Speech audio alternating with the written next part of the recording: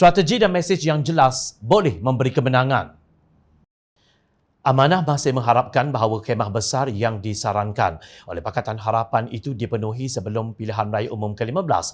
Di samping itu, Amanah kini mempersiapkan seluruh jentera parti untuk menghadapi pilihan raya umum tersebut yang dijangka berlaku dalam tempoh masa tahun ini atau awal tahun depan. Penyertaan Amanah dalam pilihan raya ini adalah untuk menang dengan tujuan membentuk sebuah kerajaan bersih, rasuah dan bersifat berkebajikan. Amanah yakin bahawa pilihan raya umum ke-15 boleh dimenangi dengan strategi dan messaging yang tepat, kata pimpinan Amanah dalam satu kenyataan.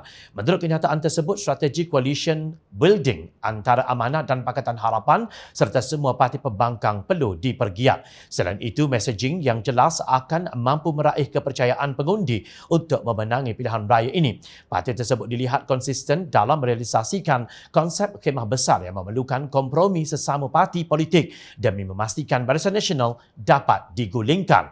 Amanah bersedia memainkan usaha utama bagi mengembalikan kesatuan dan kebersamaan parti-parti pembangkang untuk menyertai pilihan raya ini secara bersama bagi menentang Barisan Nasional. Amanah beranggapan bahawa usaha untuk menafikan Barisan Nasional kembali berkuasa adalah matlamat terpenting dalam pilihan raya umum ke-15, kata kenyataan itu.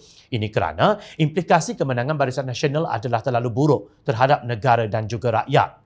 Justru Amanah menyeru semua parti pembangkang untuk mengambil pengajaran dari pilihan raya negeri Melaka, Sarawak dan Johor dan memperbetulkan sikap serta pendekatan supaya strategi kemenangan dapat dilaksanakan dengan jayanya. Jangan benarkan kekalahan-kekalahan ini menyebabkan kita bersikap pesimis atau negatif, tetapi sebaliknya mengambil pengajaran dan memperbetulkan kelemahan yang terselah. Demikian tegas kenyataan bersama pucuk pimpinan Amanah. Kerjasama dengan pembangkang tidak termasuk Perikatan Nasional yang begitu angkuh walaupun prestasi gabungan itu tidak sekuat mana dalam 3 pilihan raya negeri yang lalu.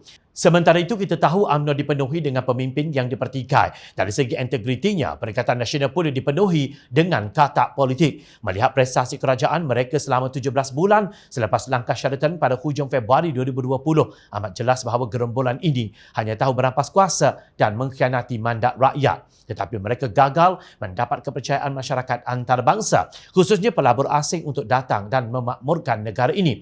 Sebaliknya, COVID-19 digunakan oleh kerajaan tebuk atap itu untuk memproklamasi darurat yang langsung tidak membawa kesan positif kepada negara. Pemimpin pejuang, warisan dan muda seharusnya menyedari bahawa keegoan tidak akan membawa kestabilan politik maupun ekonomi. Ini terbukti apabila kerjasama Pakatan Harapan dengan muda berjaya mendapatkan satu kemenangan di pilihan raya negeri Johor baru-baru ini, walaupun calonnya bukan seorang yang terkenal. Sementara itu, pejuang dan warisan yang enggan bekerjasama pula menyebabkan undi pembangkang pecah dan Barisan Nasional menang bergaya. Muhasabah dan buang ego, itulah sebenarnya kunci kejayaan.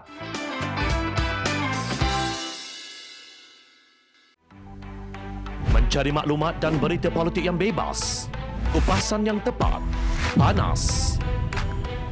Dapatkannya secara eksklusif hanya di Jom Channel. Komitmen kami, pentasan berita Isnin hingga Jumaat. Berbicara dan isu semasa, kami garapkan secara langsung.